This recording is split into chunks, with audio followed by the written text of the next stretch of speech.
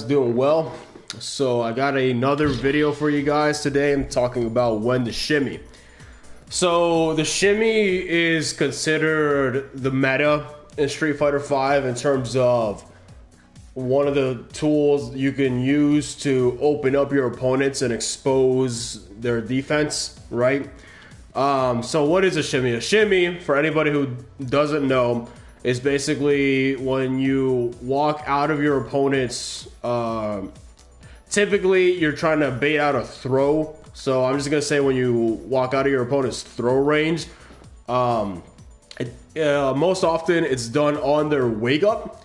It doesn't have to be only done on their wake up. You can incorporate a shimmy in many different situations. Okay, but typically that's when you'll see it done most often.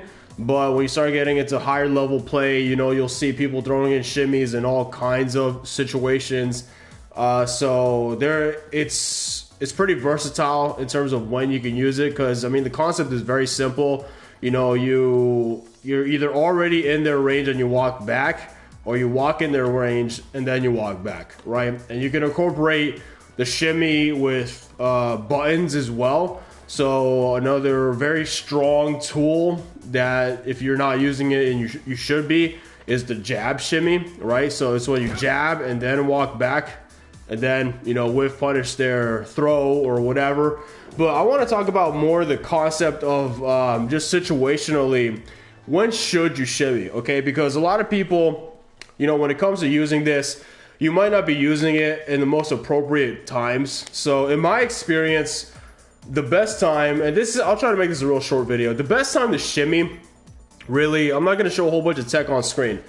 The best time to shimmy is going to be when your opponent, you know, either has EX meter and you're trying to like bait out, you know, like an EX DP or a throw, and you know, you're aware of their meter. So you want to use that against them because they know they have meter and you know they have meter. So if that's something you can exploit, you know, exploit that.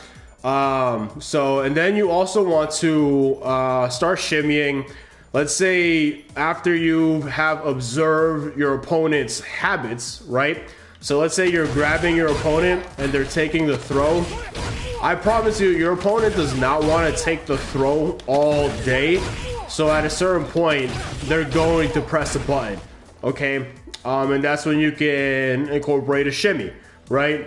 And sometimes your shimmy distance, depending on what you're trying to bait out, might be more farther back. Let's say there's a character with longer range normals, and they know they can reach you. You might be shimmying from like this distance, right? But if you're specifically looking for a throw, typically you're going to be around here for most characters, right? And there are characters, you have to be aware of the characters that have a pretty good throw range, like Bison, for example. So just be aware of that. But conditioning your opponent to tech is also going to be, like, let's say you grab your opponent 2 times, right? And they haven't tech. I will still, let's say I'll act like I'm going in for another throw, and then I'll just shimmy. And a lot of times I will get that throw tech. Okay, so that's going to be another very good opportunity that you should shimmy, right? After conditioning your opponent to do something, right, on their wake up or in a certain situation, right? Let's say you're, just to kind of give a different kind of example, let's say you're activating V trigger, right? So you activate V trigger. Let's say you activate V trigger on block, okay?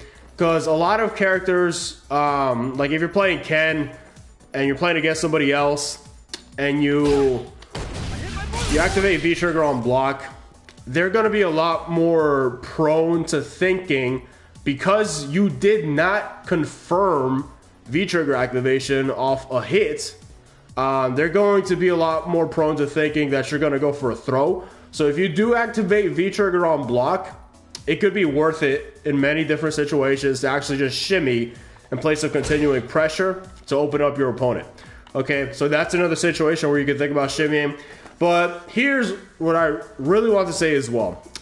When should you not shimmy? Okay, categorically speaking, okay, and I learned this the hard way, right? One of the worst times to go for a shimmy is when your opponent has V trigger. Why is that? So when your opponent has V trigger, a lot of the cast can activate off a low button, okay? Whether it's going to be Ken, and you know, he's activating off his low forward into Fireball. You know, if he's at range, you know, he can do it from a very far range, right? Or characters that can activate off a sweep, right? Like Ryu. You know, Ryu is notorious for making comebacks because people try to shimmy Ryu when he has V trigger, and you just like gave him the golden opportunity to come back on your ass because you chose to shimmy at like the worst time possible. He has V trigger. He wants you to not block low, like a lot of other characters who are looking to activate do, right? Because a low activation, a low button activation is usually the go-to, the bread and butter for a lot of characters with their V trigger. So that is going to be one of the worst times to shimmy. Another bad time to shimmy is if you're abusing the shimmy, okay?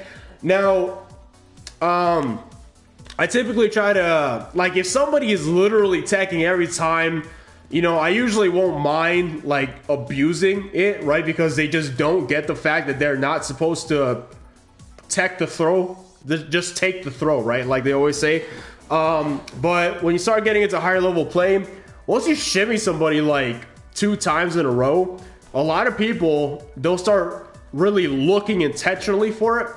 So you want to make sure that you're mixing up your offensive pressure and not just shimmying every time. This is another lesson I've had to learn the hard way. Okay, because when you're shimmying every time, what opponents are going to start doing, they're just going to start automatically waking up with like low buttons to catch your walk back. Okay, so that's going to be another very bad time to shimmy. So that's going to be the gist of it though. And, you know, you can always practice throwing in shimmies in different situations. You know, especially like even in diamond and above, shimmies still are very effective. And in particular, more than just the basic shimmy, I found the jab shimmy is actually more effective than just the basic walk back and forth. So definitely use that jab shimmy, guys. It's very strong because a lot of people, even very high level players, they expect a throw after the jab. Okay, so that has been a very good tool. So those are just some of the situations that you should and you shouldn't incorporate a shimmy into your gameplay. And I think I'll just call it at that. You know, if you have any questions, you want to put some more input into the video, feel free to let me know. But I hope that helps you out, guys, in incorporating the shimmy meta into your gameplay. And I will talk to y'all next time.